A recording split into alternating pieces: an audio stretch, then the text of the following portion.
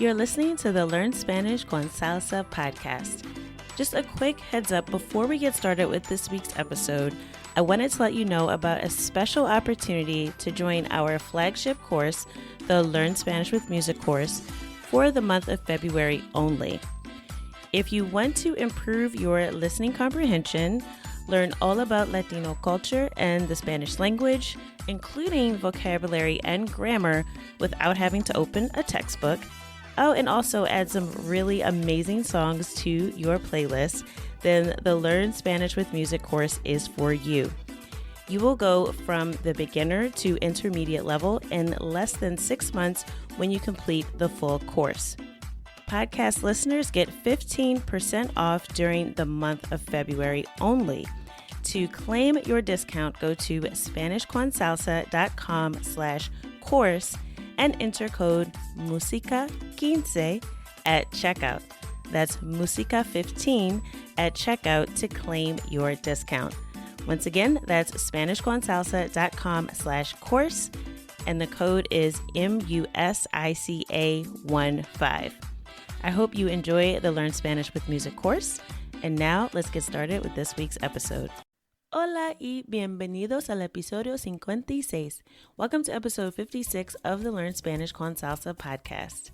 In this episode of the podcast, we're going to review the lyrics for one of my favorite salsa songs to help you learn some new vocabulary and a little bit of grammar too. Así que vamos a empezar. Let's get started.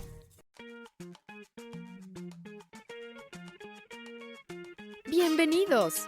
Welcome to the Learn Spanish con Salsa podcast, the show for Spanish learners that love music, travel, and culture. Close your grammar textbooks, shut down the language apps, and open your ears to how Spanish is spoken in the real world. Let us show you how to go from beginner to bilingual. Here is your host, certified language coach, Tamara Marie. As you know, salsa music is one of my favorite things, not just to dance to, but also to learn and to teach Spanish. So today I'm going to review the lyrics to one of my all-time favorites. Now, just a heads up, I won't be playing the audio for the song in this episode, and I'll only be going over the chorus and the first 2 verses of the song. If you want to get the full lyrics and translation for the song, go to the show notes page at learnspanishconsalsa.com/56. That's learnspanishconsalsa.com/56. And there you'll be able to hear the entire song, plus quiz yourself on the vocabulary from the lyrics. Now, as I mentioned, the song I'm sharing with you today is one of my favorites. This is a classic salsa song by Willie Colón and Hector Lavoe, and it's called Todo, tiene su final. Now, this title of the song, Todo, tiene su final, is literally translated as everything has its end. Or in English, we might say all things come to an end. That's a more colloquial saying that we have in English, but they essentially mean the same thing. So the first thing I want to explain is actually in the title itself. So todo tiene is everything has, su final, its end. So that su, in this case su, means it's, right? And not the it apostrophe s in English. It is, but its, which denotes ownership, right? Its end. So everything has its end.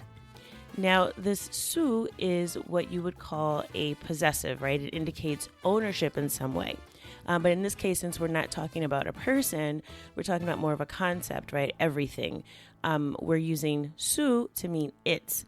But su in other contexts can also mean his, her, or their. So if I wanted to say her book, I would say su libro. If I wanted to say his calendar, I would say su calendario. All right. So that su can be used in all of those cases. It can also be used, as I mentioned, for a group. So like if you wanted to say their desk, right? Or their party. Maybe that's a better example.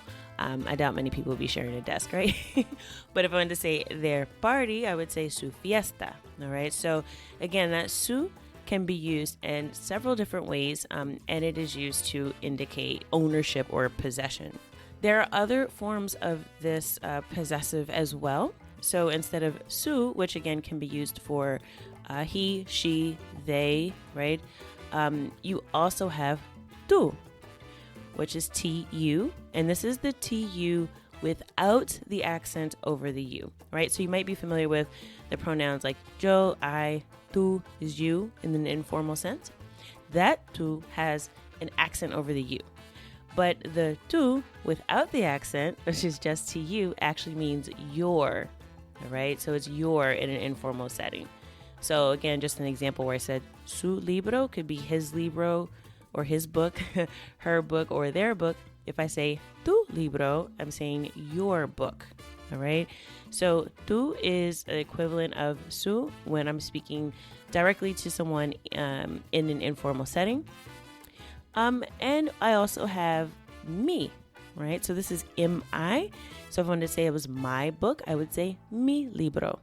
So that's just a quick lesson on how to explain ownership or possession in Spanish. So that su, its end can be used in different ways. And we also have mi for mine and tu for your. Okay, so now let's get to the chorus of the song. It starts off saying, Todo tiene su final. Everything has its end, or all things come to an end.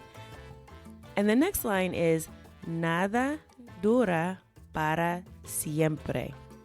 So, nada dura para siempre. And that means nothing lasts forever.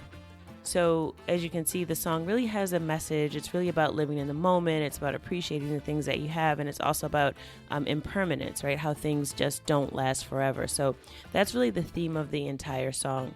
And I take the message away from the song that you really have to live in the moment and enjoy yourself, right? Because everything is going to end at some point. So that's kind of where the lyrics are going. It's sort of describing this sort of impermanence and how things end. So, todo tiene su final, nada dura para siempre. Nothing lasts forever. Then he says, tenemos que recordar. So you may be familiar with this tener que, which means to have to, or that something that you must do or obligated to do. So in this case, it is in the nosotros form. So it's tenemos que recordar. So we have to, and recordar is remember, okay, to remember. So we have to remember. Now, if you listen to the song, you'll notice that he really just says tenemos instead of tenemos. And that's because, again, this is salsa, so the artists are from Puerto Rico, and at times they cut off that S at the end of words. So if you're listening closely, you'll notice he just says tenemos que recordar, but you understand that means tenemos que recordar. So we have to remember que no existe eternidad. Que no existe eternidad.